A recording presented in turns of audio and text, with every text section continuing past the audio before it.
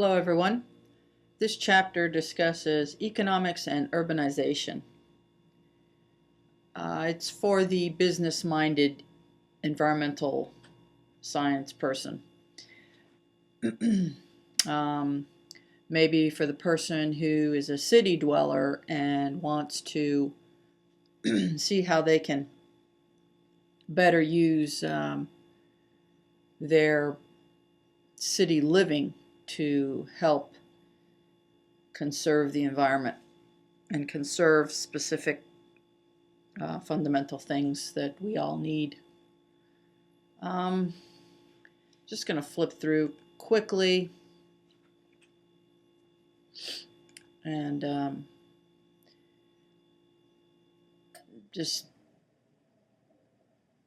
you can like before, like all the other overviews I've done, is basically you read the book, think about your situation, apply the concepts that you're learning in this class maybe to become more environmentally conscious of what's going on in today's world and how we can make it better for tomorrow's world. Okay, we're all familiar with cities and how big they are and how grandiose some of the buildings are, but actually it's better that when we build housing, we build up, because this basically saves the urban sprawl. It saves the suburban land use. So more people can live up in this space, and we can use the land for perhaps some more natural areas. The beginning of this chapter basically talks about cities and urbanization and what are the biggest cities and about basically how many people live in these cities. Here they are in a worldview map. And immigration. You know, why do people want to move? Well, of course, we want to move somewhere that's going to better our life. So a lot of people from non-developed countries want to come to a developed country. They see all the good housing and the jobs.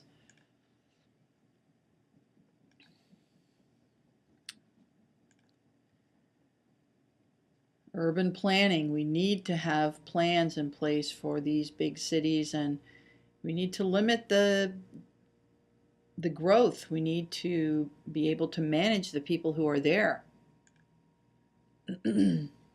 Planning transportation for all these people is enormous.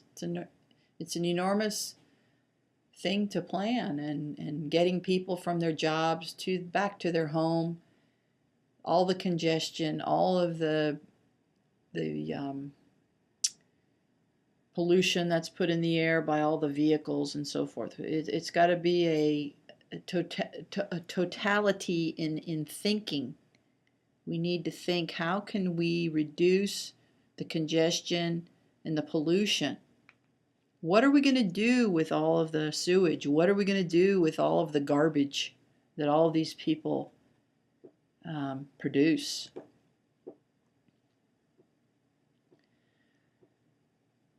And if we can't maintain it in our city, it's going to extend out. We're just going to keep getting bigger and bigger and ruin the land that is around the city.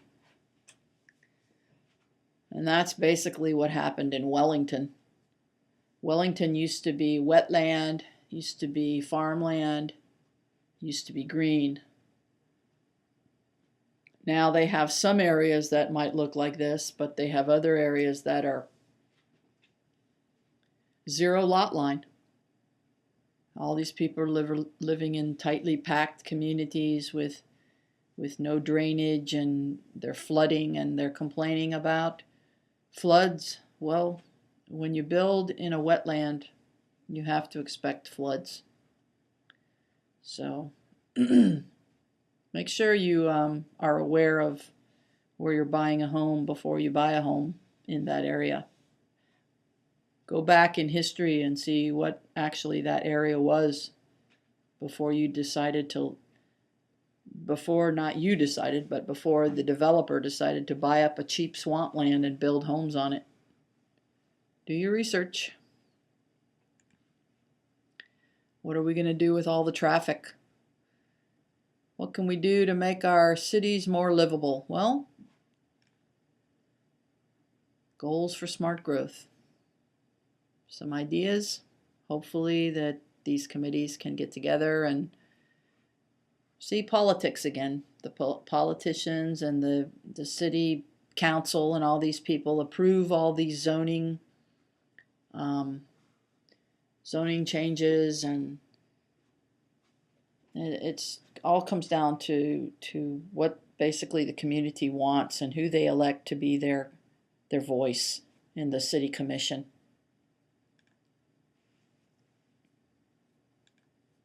Different ideas, principles. We can make our cities more livable. We can bring some green into them. A lot of cities are having outdoor seating and having walkways and having trees planted to make their city look more green. Promoting downtown. Some cities are even promoting gardens within the city, and some even have rooftop gardening.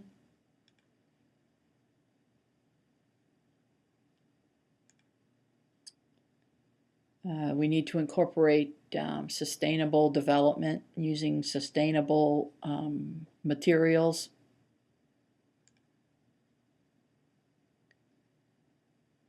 Different types of economics for you business majors.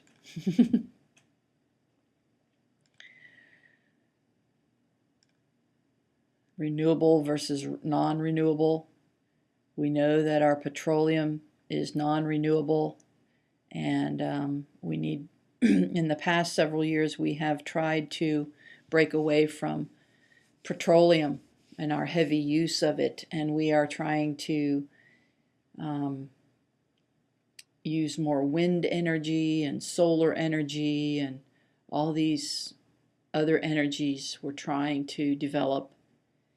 But the automobile is still a major user of our petroleum, and all the plastics that we're using.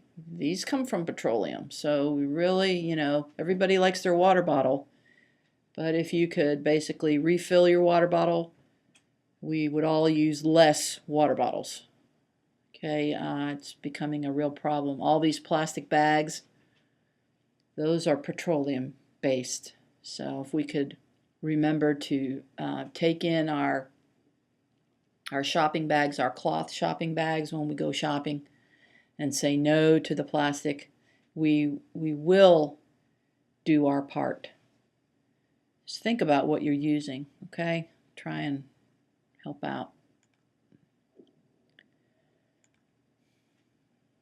That's what I told you about the petroleum. See, we're big users, and now we're trying to, we know we have exploited it. We know, and getting rid of all these plastics is going to be a heck of a job. So even though it says recycle, well, we've got to find countries that are going to recycle it.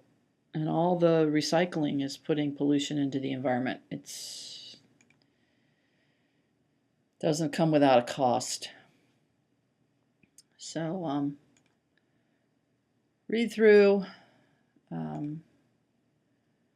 soil formation. Look how much it costs in trillions of dollars to create soil for planting for our farms. How much money goes into that. And this, of course, was in, if that'll go away, 1997. Think of it today. Okay, This basically is just talking about what things are being done to create jobs and environmental. So, like I say, go through, read about the different policies and the different economics, and have a good day.